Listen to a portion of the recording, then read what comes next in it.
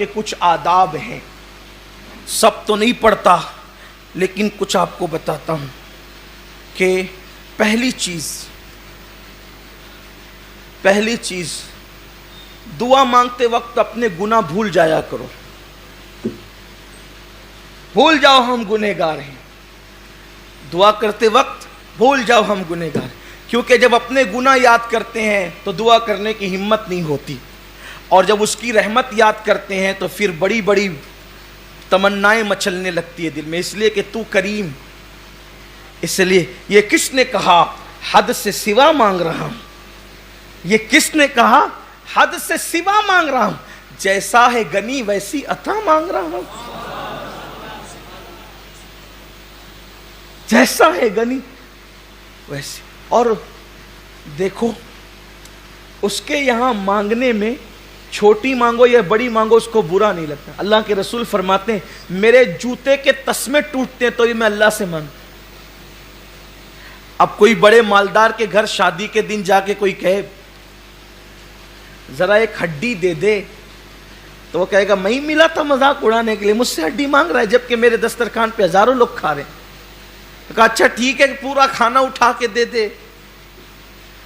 تو کہا یہ بھی اس سے بھی بڑی کوئی مذاق تھی, ارے پورا کھانا اٹھا کے تجھے دوں گا تو اوروں کو کیا کھلاؤں گا.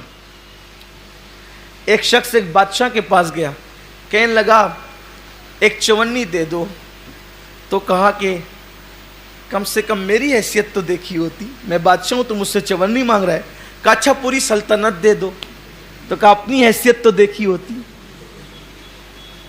اپنی ہے, لیکن میرے اللہ کے یہاں یہ نہیں ہے. چونی مانگ یا سلطنت مانگ وہ عطا کرتا, کمی نہیں. گڑ گڑاؤ مانگو.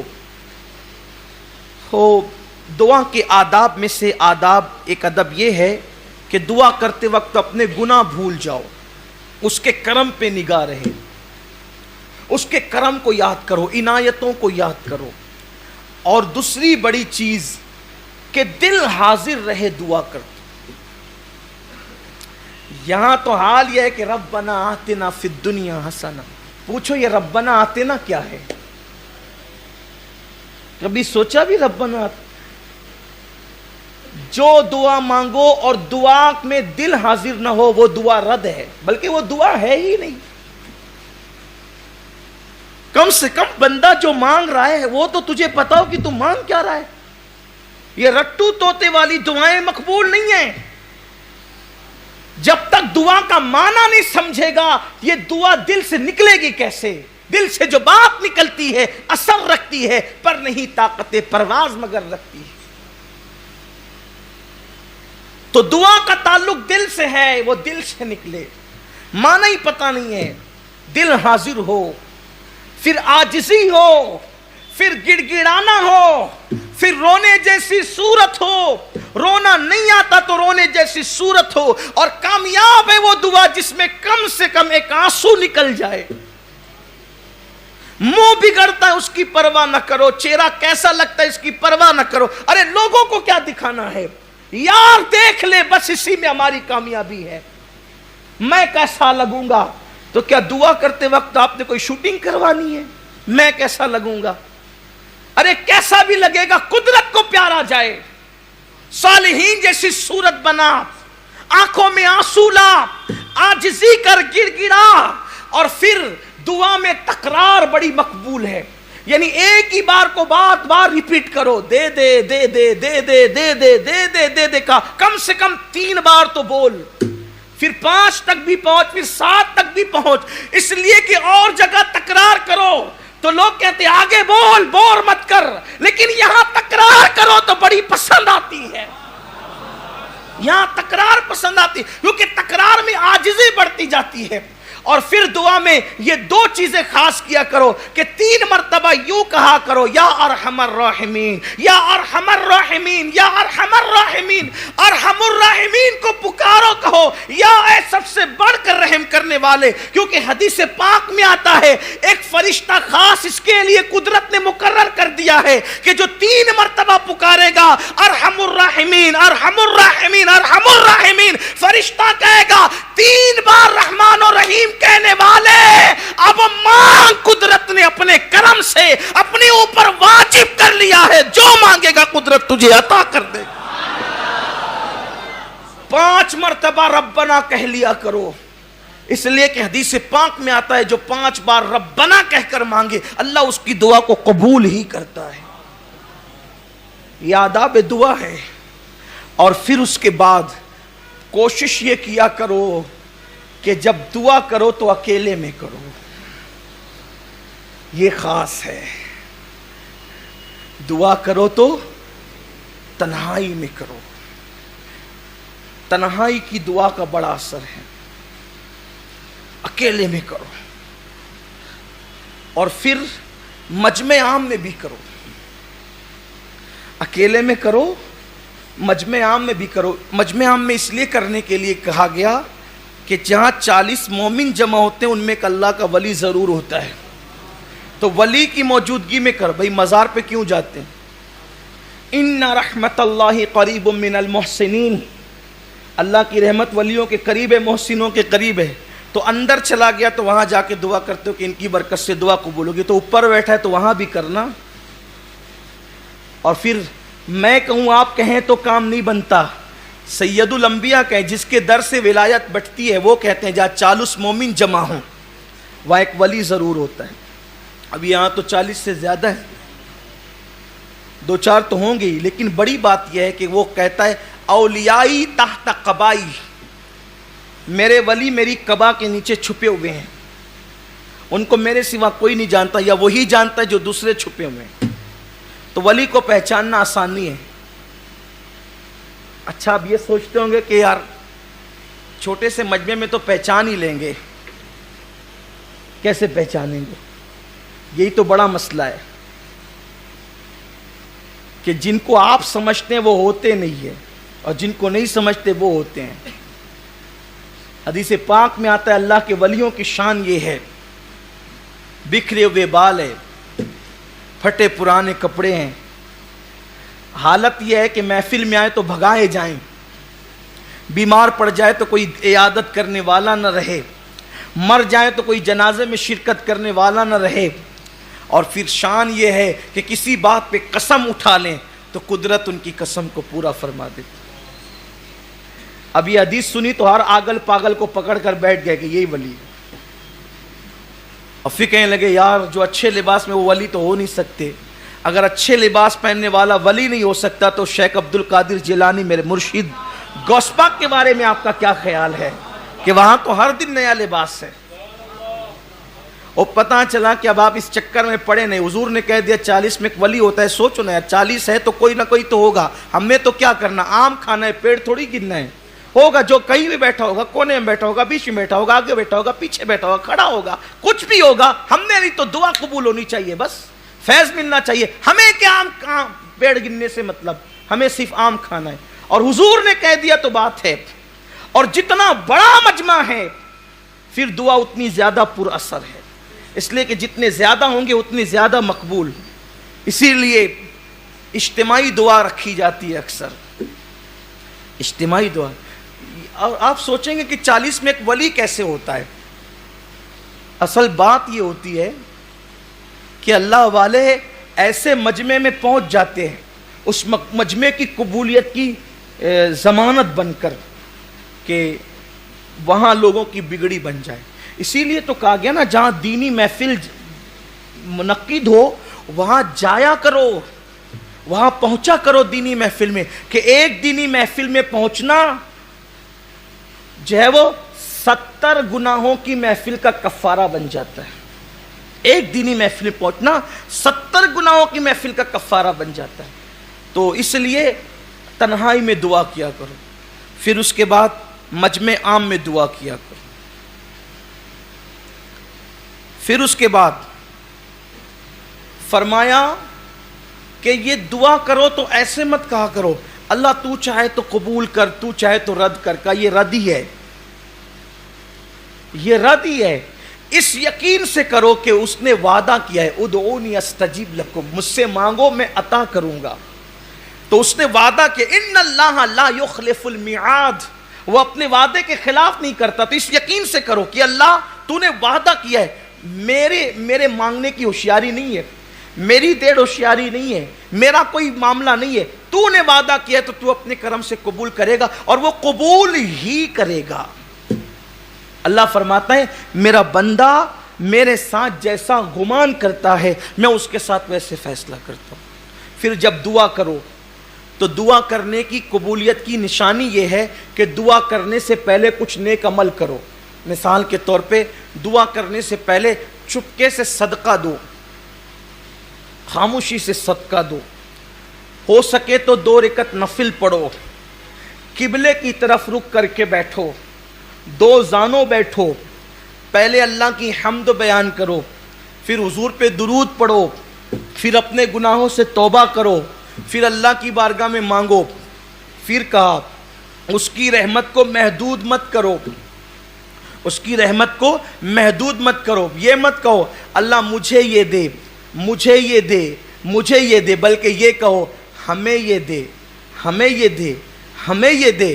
دیکھو حدیث حضور نے جو دعائیں کی ہے, ربنا اے ہمارے رب, آتنا عطا کر ہمیں, فی الدنیا حسنہ اچھی دنیا, وفی الآخرت حسنہ اچھی آخرت عطا کر, وقنا عذاب النار اور ہمیں عذاب سے محفوظ فرما. یعنی سب کو ملاؤ.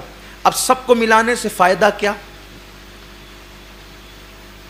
میں دعا کر رہا تھا مجھے دے, نعمت کا مستحق نہ تھا, لیکن کہا ہمیں دے, پوری امت کو ملایا تو پوری امت میں کوئی تو مستحق تھا, تو میں مستحق نہ تھا, وہ مستحق تھا. میں اپنے لیے مانگ رہا تھا, ممکن ہے مستحق نہ تھا, نہ ملتا, لیکن اب وہ پوری امت کو ملایا تو امت میں کوئی نہ کوئی تو مستحق ہوگا. اب وہ مستحق کو ملے گا تو میں تھوڑی محروم رہوں گا, کیونکہ میں نے سب کے لیے مانگا ہے, تو اس کے صدقے میں میری بھی بگڑی بن جائے گی. اس لیے سب کو شامل کیا کرو. اور پھر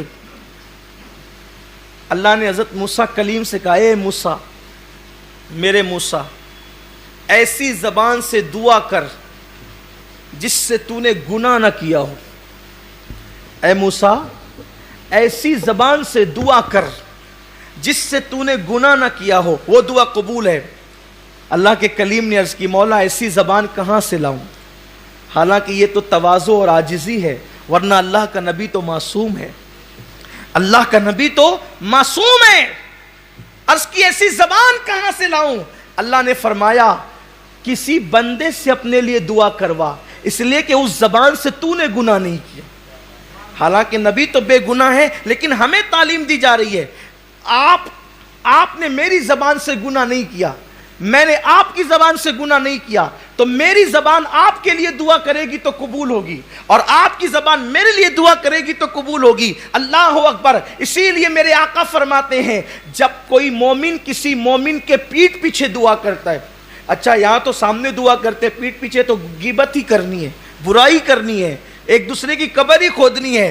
اللہ کے رسول علیہ السلام فرماتے ہیں جب کوئی مومن کسی مومن کے پیٹھ پیچھے دعا کرتا ہے تو اس کی دعا ایسی ہے جیسے عرفات میں حاجی کی دعا ہوتی ہے, اور وہ قبول ہی ہوتی ہے. اب پتہ چلا, دوسری حدیث پاک میں آتا ہے جب تم کسی مومن کے لیے دعا کرتے ہو, مثال کے طور پہ اللہ فلاں کو روزی عطا فرما, تو فرشتہ کہتے ہیں اللہ کے بندے تو نے اس کے لیے روزی مانگی, اللہ تجھے پہلے دے گا, بعد میں اس کو عطا فرمائے گا. اس لیے پیٹھ پیچھے ایک دوسرے کے لیے دعا کیا کرو, اللہ اس کو مصیبت سے بچا, اللہ اس کو رحمتیں عطا فرما. اور دعا میں اول بھی درود, آخر بھی درود. اس لیے کہ مولانا امام المتکلمین مولانا نقی علی خان رحمت اللہ علیہ فرماتے ہیں کہ دعا کا شہپر ہے درود. شہپر پرندے میں جو اس کے بازو ہوتے ہیں نا, کئی پر ہوتے ہیں, شہ پر اس کو کہتے ہیں جو بڑا پر ہوتا ہے اور اس کی وجہ سے پرندہ اوپر اڑتا ہے, اس کو شہ پر کہتے ہیں. تو کہتے ہیں دعا کا شہ پر درود ہے, وہی دعا اوپر جاتی ہے جو درود کے پر کے ساتھ ہوتی ہے. جس دعا میں درود نہیں ہوتا پھر وہ دعا فاروق اعظم کہتے ہیں زمین اور آسمان کے درمیان لٹکی معلق رہتی ہے جس میں درود نہیں ہوتا. اس لیے کہ اول درود مقبول, بعد میں درود مقبول. اللہ کی شان سے بعید ہے کہ وہ پہلا قبول کرے, آخری قبول کرے, بیچ کا چھوڑ دے. پہلا قبول کرے گا, آخری قبول کرے گا, تو بیچ کا بھی قبول ہی کرے گا. تو درود پڑھ کے دعا کیا کرو, اور پھر جب دعا کرو پیٹ میں بھی حلال ہو, जिस्म पर भी हलाल हो, इसका ख्याल करो। और जहां बैठ कर दुआ कर रहे हो ज़मीन पाक हो। अल्लाह वालों के आस्ताने के करीब भी दुआएं कबूल होती है, अल्लाह वालों के आस्ताने के करीब भी दुआएं कबूल होती है। कुछ ऐसे मौके हैं कि ऐसी घड़ियों में दुआ रद्द नहीं होती। शबे जुमा में दुआ रद्द नहीं होती, जुमा की शब में दुआ रद्द नहीं होती, जुमा के दिन भी दुआ रद्द नहीं होती। और जुमा के दिन 2 टाइम ऐसे हैं जो दुआ के लिए बड़े इक्सीर है, बहुत मुअस्सिर है। 2 टाइम, एक वो जब इमाम खुतबा देने के लिए मिंबर पे जा रहा होता है, उस वक्त दुआ फौरन कबूल होती है। और दूसरा जो जुमा की आखिरी घड़ी आती है, जुमा की जो लास्ट घड़ी आती है, इख्तितामी घड़ी, यानी गुरूब आफ्ताब के वक्त, मगरिब से कुछ पहले गुरूब आफ्ताब के वक्त, वो दुआ के लिए बहुत मुअस्सिर वक्त है, बहुत कबूल होती है दुआ। फिर अजान के बाद से लेकर 5 वक्त, अजान के बाद से लेकर जमात खड़ी होने तक, शेख अबू तालिब मक्की कुव्वतुल कुलूब में लिखते हैं, अजान और जमात के दरमियान दुआ की कबूलियत ऐसे है जैसे शबे कद्र में दुआ कबूल होती है। फिर उसके बाद नमाज के बाद जो फर्ज नमाज के बाद जो दुआ की जाती है वो भी रद्द नहीं होती, वो भी कबूल होती है। दोनों खुतबे के दरमियान जो दुआ की जाती है वो भी रद्द नहीं होती, वो कबूल होती है। इसी तरह बकरीद की शब यानी ईद उल अजहा की शब में दुआएं कबूल होती है, वो पूरी रात दुआ कबूल होती है। रजब की पहली शब में पूरी रात दुआ कबूल होती है। शब ईद उल फितर में पूरी रात दुआ कबूल होती है। शब कदर में जो 27वीं शब आम तौर पे होती है, पूरी रात दुआ कबूल होती है। रमज़ानुल मुबारक में चांद दिखने से लेके गुरु जो है वो चांद शव्वाल का नजर आने तक, या जो है वो इख्तितामी रोजे का, आखिरी रोजे का सूरज गुरूब होने तक, हर सेकंड, हर पल, हर साथ दुआ कबूल होती है। वहां उस पूरे महीने में कभी दुआ रद्द नहीं होती। पूरा महीना गोया के सीजन है मांगने का, कितना मांगना है मांगो, मांगते मांगते थकोगे, देते देते कभी नहीं थकता। क्या शान है मेरे मौला की। तो शब ईद उल फितर, रमजान शरीफ का पूरा महीना, फिर इसी तरह से शब बारात, फिर इसी तरह से जब किसी का इंतकाल हो, जब किसी की रूह निकलती हो, तो वहां भी रहमत के फरिश्ते होते हैं। तो वहां जबान से कोई ऐसा कलमा मत निकालो, इसलिए कि वहां जो भी बातें होती है फरिश्ते उस पर आमीन कहते हैं। तो रूह निकलते वक्त का मामला भी बड़ा जो है वो कबूलियत दुआ का होता है जब किसी के, और ख़ास तौर पे रूह निकलने के बाद जब किसी मोमिन की आंखें बंद होती है उस वक्त भी दुआ कबूल होती है। यह भी दुआ की कबूलियत का वक्त है। इसी तरह बारिश बरसती है तो भी दुआ कबूल होती है, दुआ मुस्तजाब होती है। देखो दुआ तो हर वक्त कबूल होती है, यहाँ जो कबूल होने से मुराद है वो ये है कि दुआ का असर जल्दी जाहिर होता है। इसी तरह जब मुर्ग बांग देता है, अजान देता है, उस वक्त भी दुआ कबूल होती है, इसलिए कि मुर्ग अजान उस वक्त देता है जब वो रहमत के फरिश्तों को देखता है, जब वो रहमत के फरिश्तों को देखता है। हैरत की बात यह है कि लोग रसूलुल्लाह के मुतालिक कहते हैं कि उनको दीवार के पीछे की खबर नहीं। अरे यार, जिस मुर्गे को तू 200-500 रुपये में खरीद करके खाता है वो रहमत के फरिश्तों को देख लेता है, जिसे मौलवी देख नहीं पाता उसे वो मुर्गा देख लेता है। आप गौर करें, ये बेचारा जिंदगी भर यही तकरीर करता रहता है कि उन्हें तो दीवार के पीछे की खबर नहीं, दीवार के पीछे खबर। ओ तेरी 2 टांग का मुर्गा देख रहा है, रात दिन वो देख रहा है और अजान पढ़ रहा है, और उस वक्त तो दुआएं कबूल हो रही है। हैरत की बात है कि लोग ये हदीस नहीं पढ़ते। ये हदीसें लोगों की नजर में आप सोचते होंगे यार उनकी बात क्यों आ गई। उनकी बात इसलिए आ गई कि आपका अकीदा महफूज होना चाहिए, वरना फिर इन बातों का फायदा क्या है।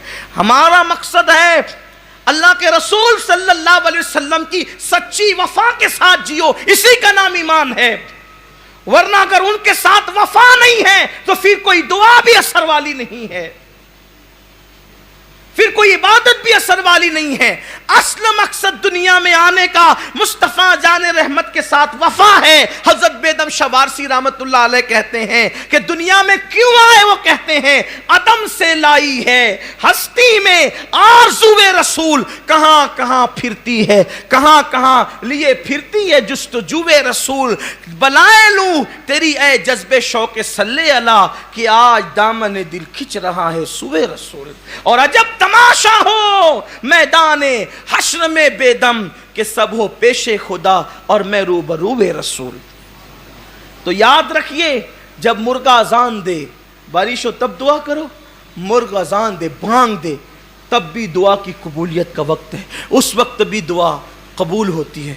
फिर उसके बाद कभी कभी ऐसा होता है, आप गौर, बस अब बात ख़त्म करता हूँ, टाइम हो गया है। कभी कभी ऐसा होता है कि आपके दिल में बड़ी दिक्कत आती है, कभी देखना ऐसा इत्तेफाक होता है, दिल ज़्यादा इबादत को चाहता है, दिल कभी रोने को करता है, आँख में आंसू आने लगते हैं, यानी दिल नरम हो जाता है। तो हदीस पाक में आता है, जिस वक्त दिल नरम पड़ जाए उस वक्त दुआ करने को गनीमत जानो, कि उस वक्त जो दुआ की जाती वो फ़ौरन कबूल होती। आपसे गुजारिश है, और भी उन्वान बहुत बाकी है अभी, लेकिन इस उन्वान को हम मज़ीद आगे नहीं बढ़ाएंगे क्योंकि हमारा मकसद पूरा हो गया। तरगीब दिलाना था दुआ कर, और मैं समझता हूँ कि इतनी चीज़ काफ़ी है एक मोमिन के लिए कि वो दुआ करने पर उसको उभारने के लिए काफ़ी है। हर वक्त दुआ करते रहो। मुसाफिर की दुआ कभी रद्द नहीं होती, मुसाफिर की दुआ कभी रद्द नहीं होती। इसी तरह बीमार की दुआ रद्द नहीं होती, बीमारों से दुआ कराओ, मुसाफिरों से दुआ कराओ, माँ बाप से दुआ कराओ। फारूक आज़म मदीने मुनव्वरा के छोटे छोटे बच्चों को कहते थे मेरे लिए दुआ कर। अच्छा, आज एक फैशन बन गया है दुआ में याद रखना, तो सामने वाला कहता है इंशाअल्लाह, ना वो कभी अपने लिए करता है ना उसके लिए करता है, इल्ला माशाअल्लाह, है ना, यही होता है। ऐसा नहीं, जब भी आपसे कोई दुआ की गुजारिश करे आप फ़ौरन वहीं उसके लिए दुआ। और दुआ करने का तरीका बता देता हूँ, होशियारी करो थोड़ा सा, कि जब दुआ करो तो अपने आप को शामिल कर लिया करो। कैसे? अल्लाह आपकी मेरी हर मुराद पूरी फरमाए, अल्लाह मेरी आपकी हम सब की मुरादें पूरी फरमाए, तो उसके लिए भी दुआ होगी, अपना भी काम हो गया, तो उसके सदक़े में अपनी बिगड़ी बन गई। इंशाअल्लाह कह के, इंशाअल्लाह कहो, इंशाअल्लाह कह के फिर आगे के लिए मत, वही दुआ कर दो, फ़ौरन दुआ कर दो। और यार दुआ करने से बिगड़ता क्या है? अगर किसी का काम बनता है अपने ज़बान हिलाने से, और बिल्कुल दुआ कबूल होनी। और एक बात ये तंबी के तौर पे याद रखना, जब दुआ का असर कबूल ज़ाहिर हो ना, कि दुआ कबूल हो जाए, जब दुआ कबूल हो जाए, तो जब कोई कहता है ना माशाअल्लाह आपकी दुआ से बेटा हो गया, तो आदमी अंदर फूलता है, देखा मेरी दुआ से हो गया। नहीं, ये मुशरिकों की अलामत है, ये मुशरिकों की अलामत। अल्लाह कुरान में कहता है जब उन पे मुसीबत आती है तो दुआ करते हैं, और जब दुआ कबूल हो जाती है तो उसको अपनी होशियारी समझते हैं, उसको अपना अमल समझते हैं। बल्कि जब दुआ कबूल हो जाए तो ये कहो कि मैं तो इस काबिल न था, करीम ने करम किया कि उसने कबूल कर लिया, उसने उसका करम है, उसने कबूल कर लिया। अपना अमल मत समझो, अपनी होशियारी मत समझो, अपना तकवा मत समझो, अपनी परहेजगारी मत समझो, उसका करम। अरे वो रद्द करने पर आए तो बड़े बड़े मुत्तकियों की रद्द कर दे, और अगर वो कबूल करने पर आए तो फिर फिरौन की भी कबूल कर रहा है ना। आपने भी सुना, फिरौन की भी सुन रहा है वो। इसलिए याद रखना, दुआ की कबूलियत को अपना अमल मत समझना, अपनी होशियारी मत समझना, अपना तकवा मत समझना, उसका करम और खालिस उसका करम। यहाँ तो हालत ये है कि अगर दुआओं से बच्चे भी पैदा हो जाएं तो भी माइक पे खड़ा करते हैं कि ज़रा बताओ कि कितने बच्चे हमारी दुआ से पैदा हो, कितनों को रिश्ता हमारी दुआ से मिला। ये इंसान कहता है आपको क्या हक है? ये क्यों नहीं कहते कि उसने करम किया है तो बिगड़ी बनी है? अगर वो करम न करता तो कोई उस पर जबर था। इसलिए खबरदार खबरदार। और फिर दुआएं कराते रहो। फारूक आज़म छोटे छोटे बच्चों से दुआ कर, बूढ़ी औरतों से दुआ कराओ, बूढ़ों से दुआ लो, इसलिए कि जो काम हज़ारों साल की मेहनतों से नहीं होता वो काम दुआओं की बरकत से हो जाती। कसरत से दुआ करो, कसरत से दुआएं लो, और हत्तल इम्कान बद्दुआ लेने से बचो, इसलिए कि दुआएं भी कबूल है, बद्दुआएं भी कबूल है। याद रखना, ज़िंदगी में हमेशा दुआ लेने का काम करना, कभी बद्दुआ लेने का काम नहीं करना, इसलिए कि दुआएं बिगड़ी बना देती है और बद्दुआएं बनी बातों को बिगाड़ देती है। और कसरत से दुआ करो, ख़ास तौर पे नमाज के बाद, रातों की तन्हाइयों में, मगरिब बाद भी दुआ जल्दी कबूल हो। فجر سے پہلے تہجد کے وقت بھی دعا جلدی قبول ہوتی۔ اللہ تعالی ہم سب کو دعا کرنے والا بنائے، اور اللہ ہم سب کو مستجاب الدعوات بنائے، ہماری دعاؤں کو شرف قبولیت عطا کرے۔ اور جب بھی دعا کریں اپنی دعا میں اس کو ضرور شامل کریں کہ اللہ پوری امت کی مغفرت فرما۔ کیا کہیں گے؟ اللہ پوری امت کی مغفرت فرما۔ یہ جملہ کہنے سے، اتنا کہنے سے کیا فائدہ ہوتا ہے پتہ ہے؟ کہ حضور کی امت پہلے دن سے لے کے آخری دن تک جتنی ہے، اللہ سب کی تعداد کے برابر آپ کو نیکی عطا فرمائے۔ کتنی بڑی بات ہے۔ اور پھر یہ دعا کرو اللہ پوری امت کا بھلا فرما، پوری امت کو خیر عطا فرما، یعنی اپنی دعاؤں کے اندر پوری امت کو شامل کریں، اپنی مرادیں بھی مانگیں۔ اللہ سے دعا ہے کہ اللہ تعالی ہمیں دعائیں کرنے والا بنائے، ہماری دعاؤں کو قبول فرمائے۔ اور جب دعا مانگو تو یہ دعا بھی خاص مانگا کرو کہ اللہ ایمان پر خاتمہ نصیب فرما، ہماری نسلوں کو ایمان نصیب فرما، ایمان و سنت پر استقامت عطا فرما، اہل سنت کے سچے مسلک پر ہمیں استقامت عطا فرما۔ اللہ سے دعا ہے کہ درمیان گفتگو اگر کوئی غلطی ہو تو اللہ معاف کرے۔